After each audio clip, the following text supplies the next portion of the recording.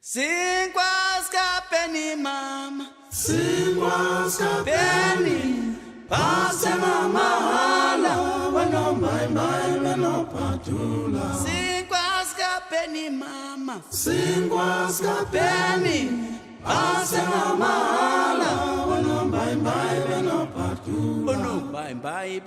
In South Africa, about 40 to 50% of people will have latent tuberculosis, where they have the TB bacillus or the TB germ lodged somewhere in their lungs, but it's quiet, it's not causing any disease, and it's really sitting there waiting for some sort of suppression in the immune system when it would become active again. TB is a massive problem in the developing world. There are many, many millions of people who suffer from TB. People are dying of TB, and it's causing a tremendous amount of suffering. Why do we still have it? Well, the poor are getting poorer and the rich are getting richer, so the conditions for the spread and the development of TB are still there. But factor number one has to be HIV infection, because it destroys their natural immunity, so that people are more susceptible to get TB when other people cough the germ near them. At most hospitals in this country, a lot of the case load that they admit will be patients with tuberculosis and HIV co-infection. And it's estimated that about 80% of patients admitted at this hospital here will be HIV infected. 80% of patients admitted with tuberculosis will be HIV infected. And generally, of all tuberculosis cases, about 60% of them are HIV infected. Tuberculosis and HIV are really two sides of the same coin. And until there's an effective containment of HIV, either in preventing new infections or ensuring that people who are HIV infected do not get tuberculosis in the first place, then I don't see that we're going to see any decline in the number of new infections.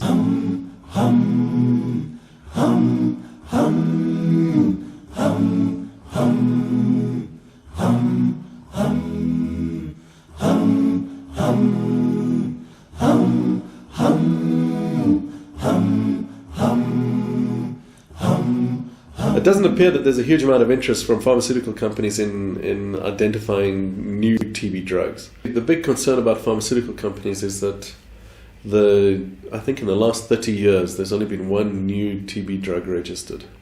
Now, if you compare that to HIV, where in the last 25 years, I guess there have been probably about 20 new antiretrovirals registered.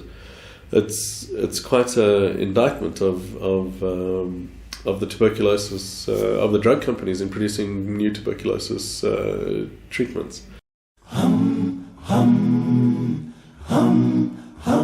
Possibly India, where they have an enormous tuberculosis problem, although the HIV problem is markedly smaller than ours. I think that these are issues that should concern governments in sub-Saharan African countries and possibly India and China.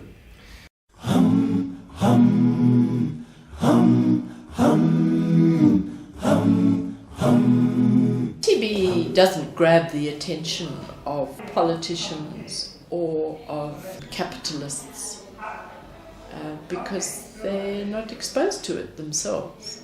I think our own politicians in South Africa are much more aware than the previous ones were. Nelson Mandela himself suffered from TB. Archbishop Tutu himself had TB. And they have done a tremendous amount to enlighten people and destigmatize the disease. Diagnosing tuberculosis is extremely difficult, particularly in people who are HIV infected. And the methods that we're using to diagnose tuberculosis in most people are similar to methods that were first discovered back in the 1890s, I think. The second thing is obviously getting new drugs. So once we've diagnosed people, we should be able to treat them in a better manner. The third thing would be to somehow contain HIV. And without doing that, as I said before, I don't think we're going to win the war on tuberculosis without some huge technological strides ahead. Singwas kapeni mama, singwas kapeni, pase mama hala, wano mai wano patula. skapeni mama, singwa skapeni.